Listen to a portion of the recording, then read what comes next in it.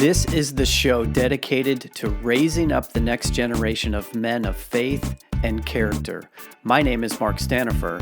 Welcome to the Next Man Up. Well, hey guys, welcome back to the Next Man Up podcast and for your commitment to raise up the next generation of healthy and godly men, because when that happens, everyone benefits. My name is Mark Stanifer, and as Kai Risdall likes to say, good as always to have you with us, everybody. We've had a good string of guests on the show lately, and this next guest will not disappoint. On the show today is MacLeod. He is a father, a husband, and at the time we talked was a pastor at a large church down in Houston, though he's recently accepted another role and is in the process of relocating to Tennessee. But our conversation isn't about what he does. Rather, it is about who he is. More specifically, about who he thought he was and the journey he's been on the last 2 years to discover and embrace the truth.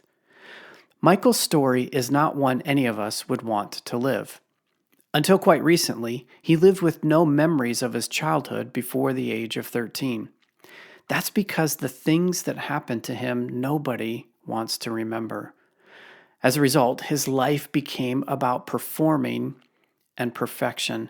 But as God would have it, a nudge to reconnect with his mother after 25 years started him down a painful and beautiful road to recovery.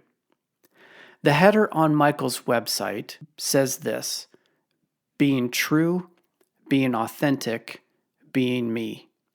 What does that mean? Well, that's where we start our conversation with part 1 today, and that's where we finish it in part 2 next week. So let's go. Here's MacLeod, part 1 of being true, being authentic, being me. Well, Michael, so good to have you on the show today. It's a pleasure, and I know we're not in person, but I can see you, so I'm liking the video connection we got here. And I'm excited to hear your story and for you to have a chance to share your story and your wisdom and experience with our audience. So thanks for coming on. Man, I'm excited to be here, Mark. It's an honor. Excited for what you're doing and just the sweet connection that we have with some mutual friends. So glad to be here.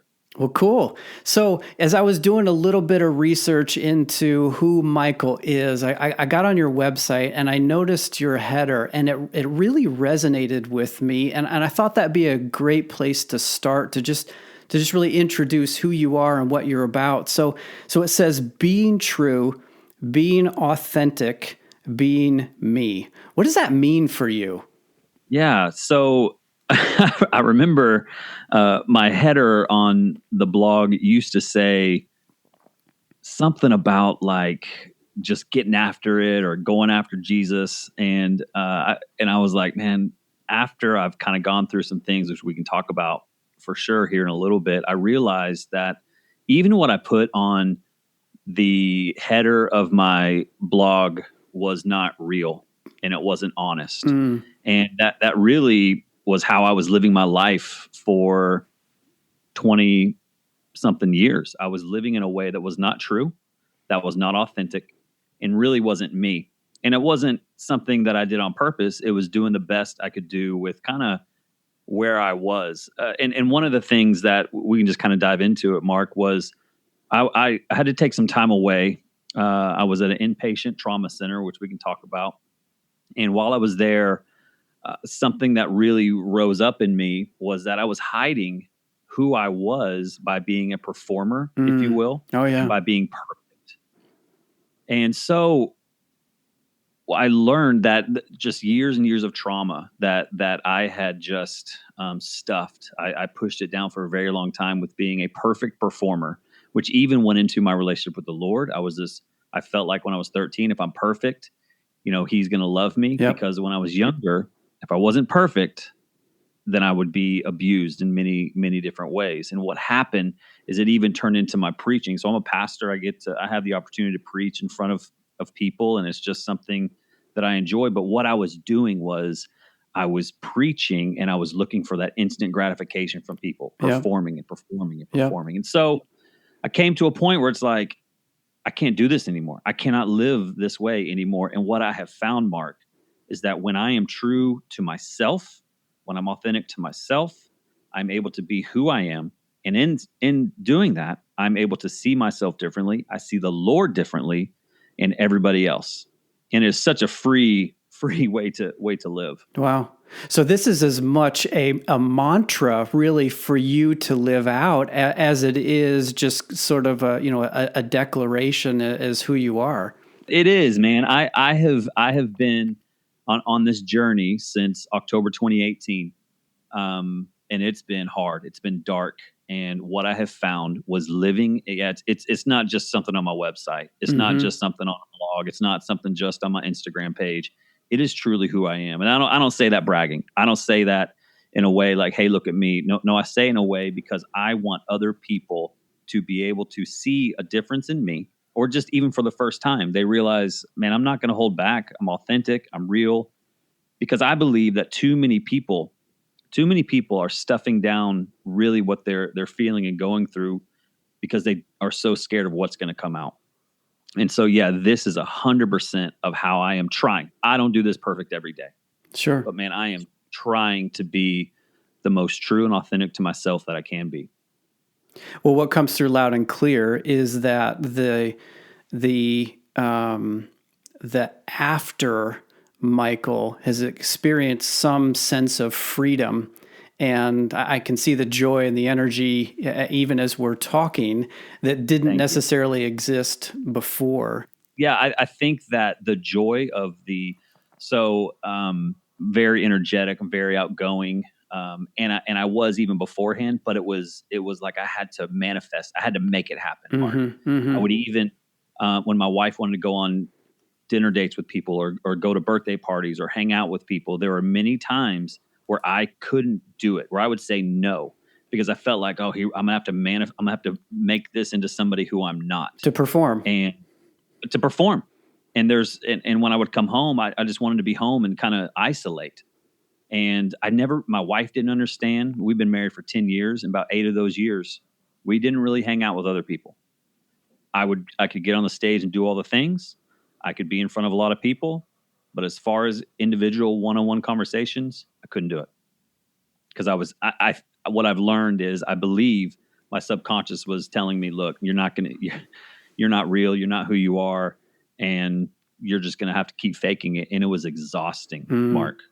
I mean, it was exhausting living that way. That was actually my first word when I went into to this place called Onsite in Tennessee. And man, I want to give them a shout out on here if I can. Onsite is an amazing place. It's not a mental hospital, even though those aren't a bad thing for people. It is a place to where you get to go and work on yourself. And I had the opportunity to go there for a week. They do week-long programs. I went for a week. And when I went there, man, I realized there is a lot of stuff happening in my life that I have never dealt with. And so, yeah, man, what I was saying, sorry. What I was saying was I had to manifest all this stuff in me. And what I learned was if I can just be who I am, people still like me. I don't have to do all these things and perform and be all these things, and people still love me. Matter of fact, I felt even more loved as I slowly started to learn those things. It's the paradox, right? Of if, and I'm speaking more generally here, not just about you, but if people only knew what I'm not telling them, then they're not going to, fill in the blank, love me, want to be with me, right? Like that's the internal story that we tell ourselves. However, what we really find out is when we can embrace that authenticity and work through the healing that you did, usually the result is quite different than the story that we were telling ourselves. Oh yeah. I mean, you're exactly right on. I couldn't say it better than that, because there were so many things hidden underneath that I didn't want anybody to know that what was going on. And I'll share some of that. One of those things was I was gambling for 4 years while doing ministry as well. I mean, it was and I didn't tell anybody. So I was afraid that, man, someone might find out that I'm doing this sports gambling. It all started with fantasy football, and it turned into something that I just didn't know. It was a way that I was coping. I also would act like I was all healthy, and I mean, I was working out. I actually started a CrossFit gym. All these things that I was doing, Mark. I was doing all these things to try to help myself feel better. But so I was coping in many ways. One of those was like I said, gambling. Another one was eating. I mean, very normal for people to do that, for us to kind of eat our feelings. Yep. And so I would work out for 2 hours as hard as I could. Then I would be able to crush some ice cream like crazy, not just a little bit, but a lot of it. Yeah. And also had a lot of anger underneath that I was afraid would, and it did boil up sometimes. And a lot of people got hurt at those times. I mean, there's so many things that I was pushing down. And what happens when we do that? And that's called depression. When we continue to push, it's going to come out sideways, and someone's going to get hurt. It's most likely going to be you and the people that are closest to you. So you referred to the last almost 2 years as a journey, began in October 18. What was it, Michael, that was that point where you said, I can't do this anymore. I've got to do something different. I've got to go get some help. Yeah, man, I didn't say that. It wasn't me. What happened is we had a great opportunity to go to Israel, my wife and I, with just a great group, and we were on the Sea of Galilee, and Louis Giglio was on the boat, who's a great pastor, someone I really look up to, and he was given a message on this boat with about 20 of us on the Sea of Galilee. Like, that just sounds stupid. Like, right. Like, what? Like, right. it doesn't even, when I say it, I'm like, yeah, right. You really didn't. I have video and pictures proof. But as he was talking, man, God something just overcame me. And I had what I soon found out a few months later. I had my first panic attack on that boat. And I remember feeling, because I had to go back to the back of the boat, and I was just laying there crying. My wife's like, what is happening? And man, when I was back there, I remember thinking, man, God's about to do something. And I was thinking he's going to do something like, I'm going to be able to preach in front of people. It's just going to be this whatever. And little did I know. So that was October 2018. November 2018, I went on a little run on Thanksgiving Day. And as I'm running, I had this like thought, maybe it was the Lord talking to me. I don't really know, but it was like, I'm going to call my mom. Now, for most people, that sounds normal. On Thanksgiving, you're going to reach out and you're going to call your mom. That's like the right thing to do. Yep. For me, I hadn't talked to my mom in 25 years. There had been no correspondence. There had been nothing.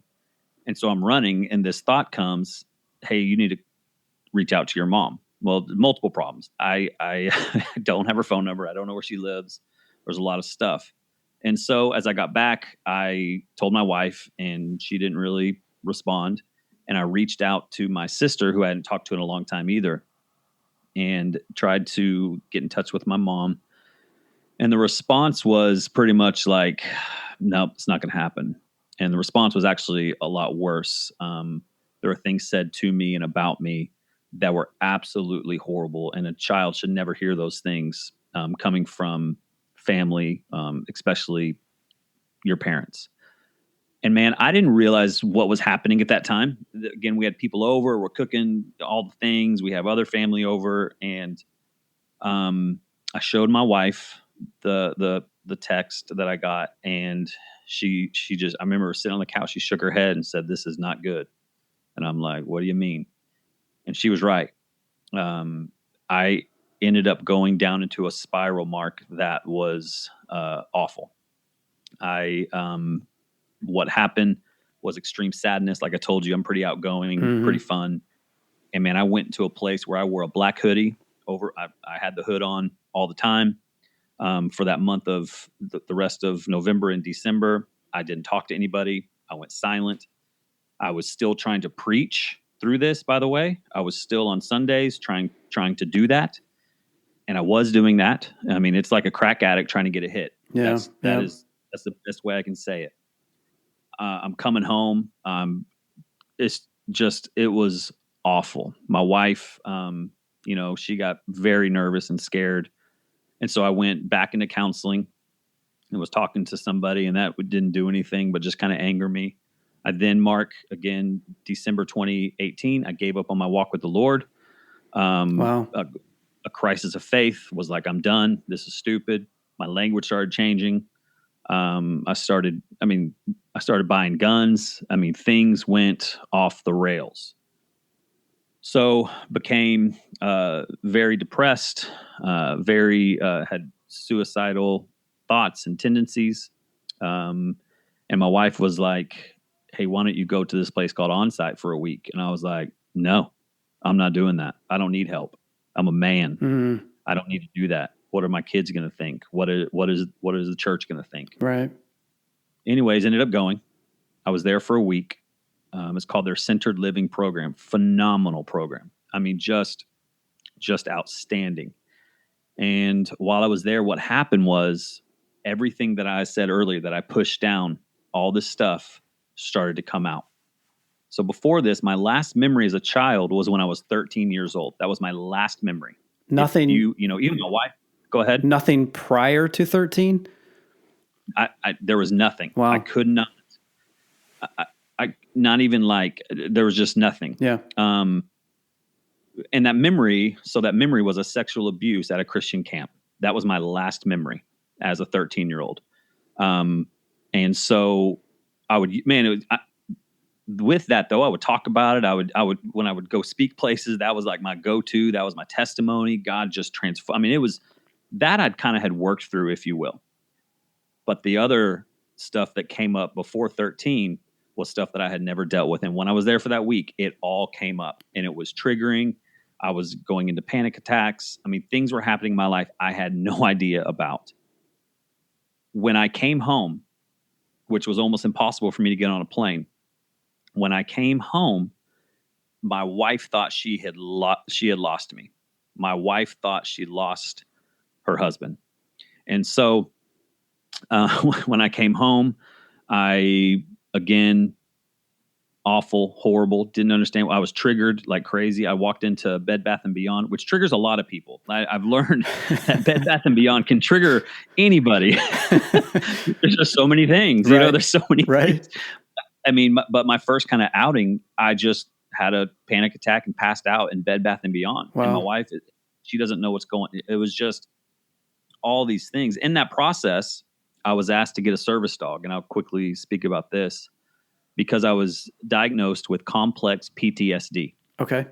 And complex PTSD. So you've heard of PTSD, most likely. That's where a veteran or, many, honestly, not even just war veterans have PTSD. A lot of people have PTSD.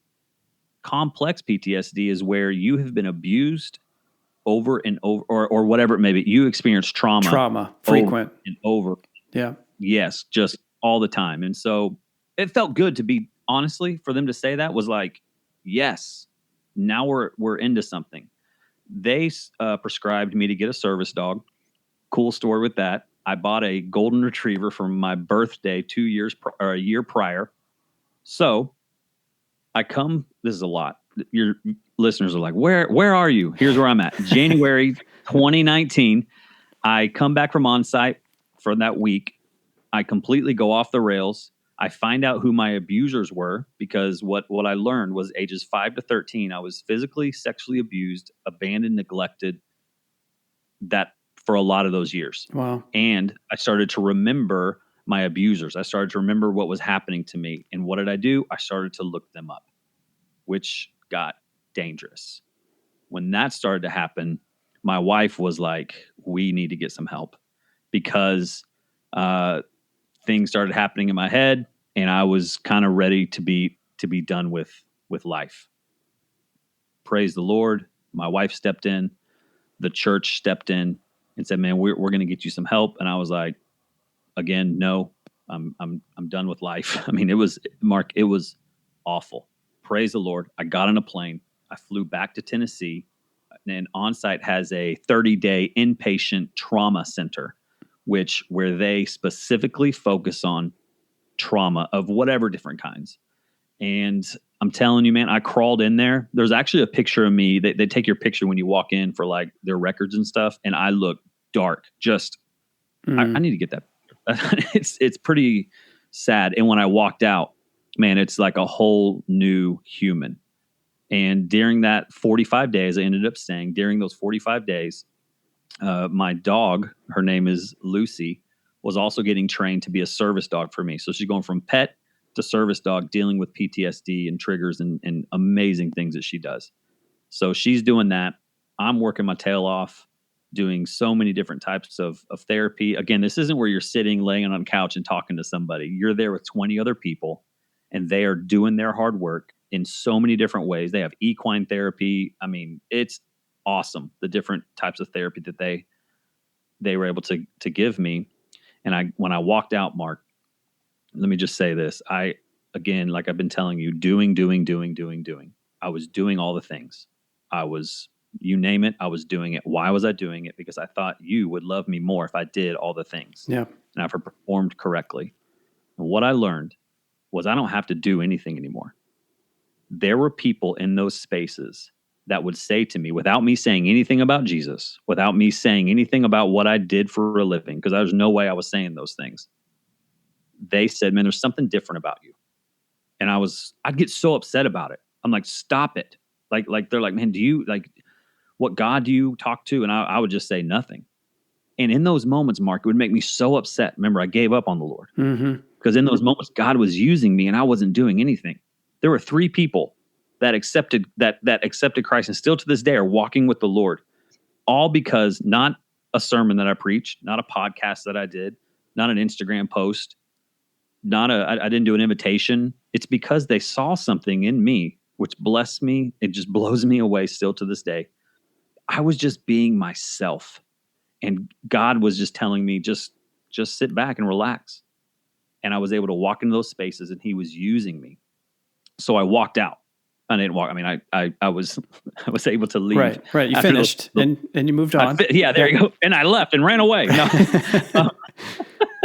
On my last day there, again, like I was telling you, we sat around the fireplace and they do this beautiful thing for everybody leaving and kind of speak into your life, all the other people. And then they were just saying, you have a light about you, like something's different about you. And by that time I was like, look, I love the Lord with all my heart, and just a really, really cool deal. But when I walked out, when I escaped, when I was let go, I saw myself in a whole new way, Mark. For the first time when I was there, I said, I love myself. And for those of you listening, that was the biggest moment of my recovery journey, because for the first time I was actually able to say it and mean it. Like literally, I remember where I was and I even hugged myself. I love myself. That was it. Because then I was able to love all the junk about myself. I was able to really, truly love who I was. And when I was able to go home, I was able to love my family more. I love the Lord in a whole new way. I love people. I see people differently. Mark, when I came home, my kids, I have 3 kids, one on the way. I have a daughter, a 9-year-old daughter, a 6-year-old son, and a 3-year-old daughter. For the first time when I came home, there's actually a video of it. I cried. They had never seen their father cry before, ever. And it scared them. And I was on the floor with them, which I was never on the floor with them. I was always too busy, always going around. I was on the floor with them crying, just so joyful to see them. It scared them. And they said, Dad, what's wrong? What's wrong? And I'm like, right. Get ready. Because this is okay. It's okay to cry. It's okay to do all these things. So that's a long deal to tell you.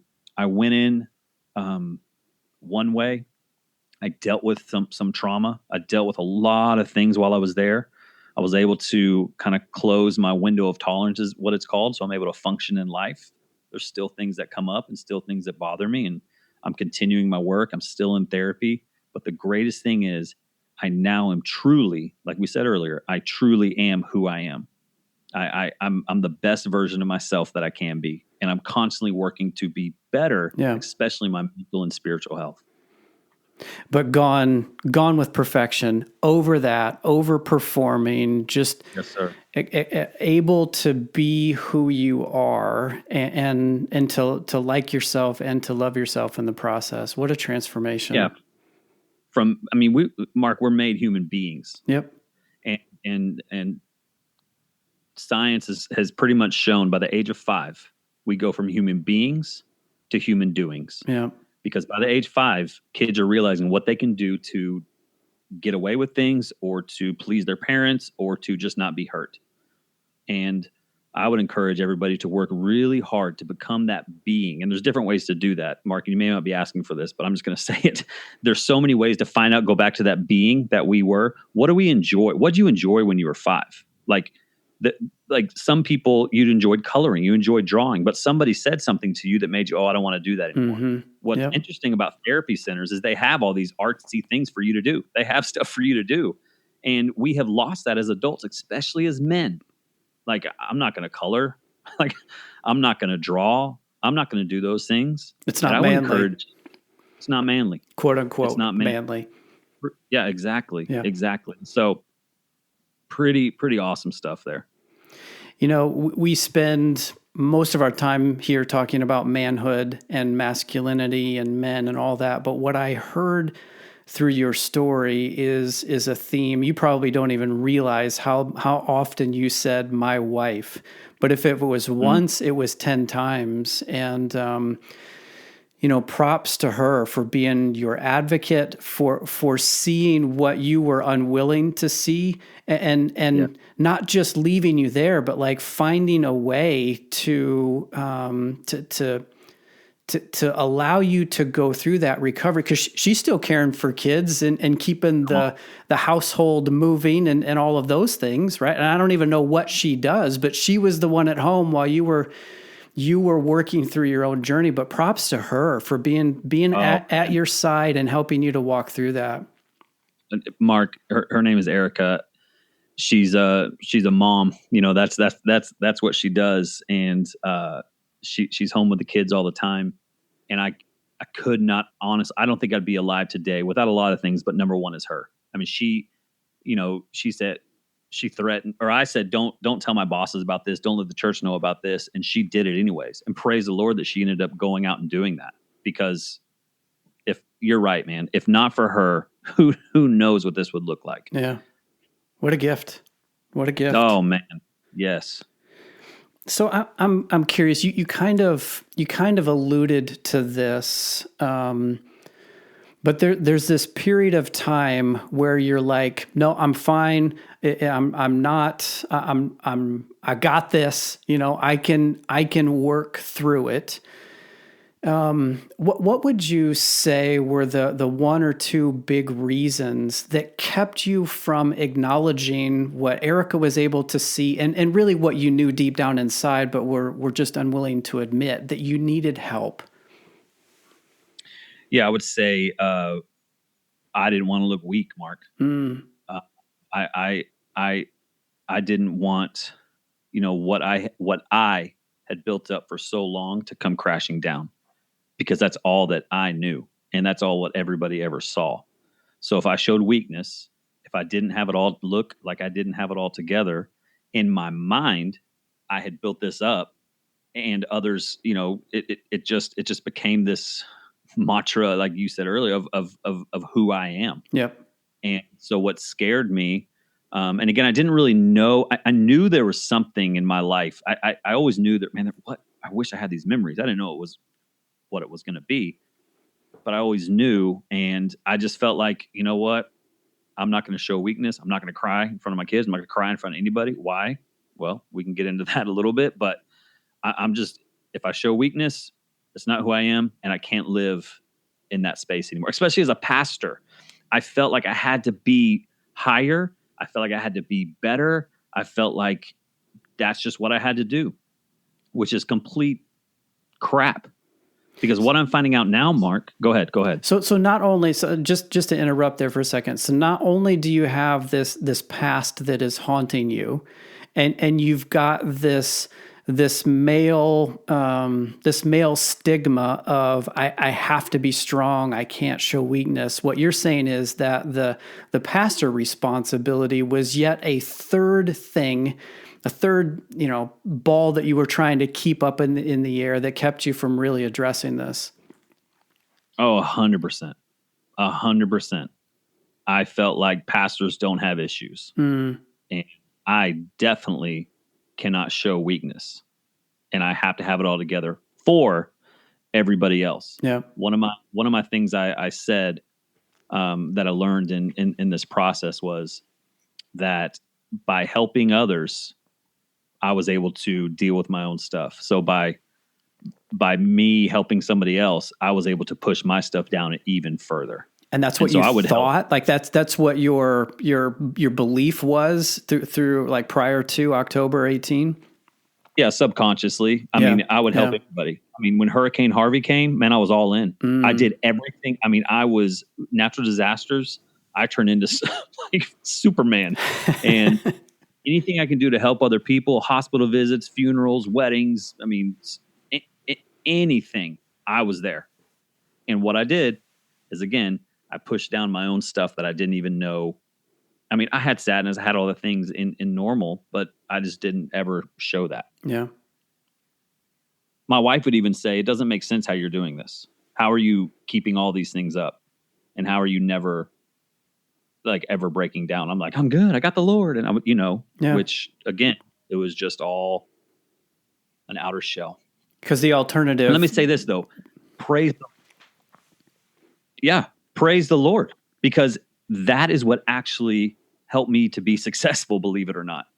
And it got me to be able to be successful. If it weren't for that, I probably wouldn't have made it even as a child. And those things had pushed me to even survive as a child and all the way up into my 30s. I've heard people describe it this way. What helped you to navigate the adversity or the trauma or the difficulty in childhood continues on into adulthood until it doesn't work anymore. And then it's like that mechanism is gone, and your mind, your emotions, your body is like, it forces you to deal with it at that point because it doesn't work for you anymore. That's exactly it. It worked for a long time and it did not work anymore. And I was scared to death. Yeah. I mean, it was like, I have no other way I don't know. And what I found is being true and being authentic and being myself has actually opened up more conversations with people. I mean, I used to walk around, just me, myself, acting like I have it all together. Now that same human walks around with a service animal named Lucy. I mean, there's no other image than somebody walking with a dog that says service dog on them.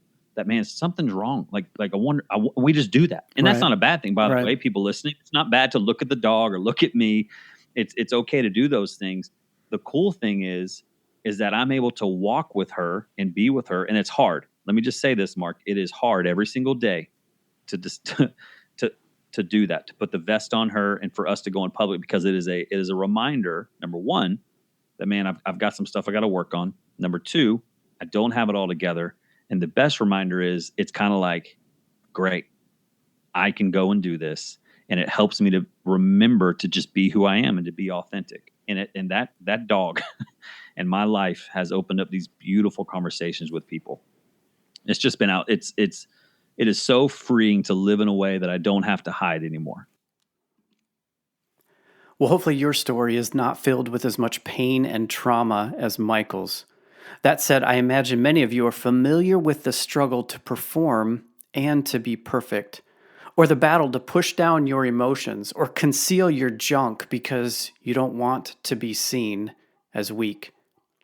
Brene Brown says it this way. Basically, men live under the pressure of one unrelenting message: do not be perceived as weak.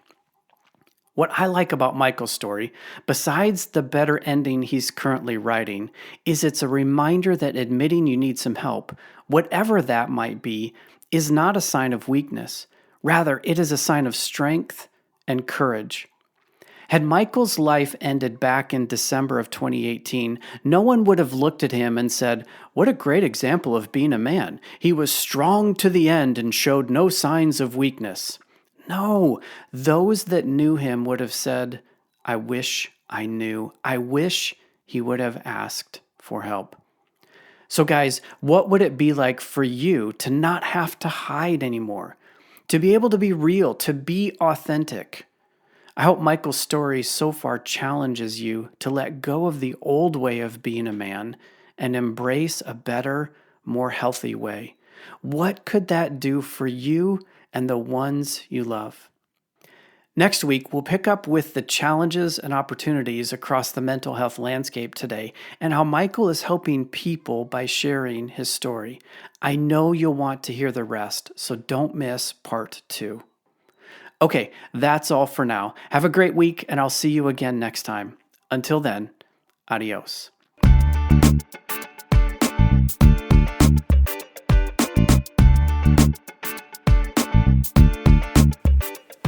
Hey listeners, thanks for journeying with us on this Next Man Up podcast.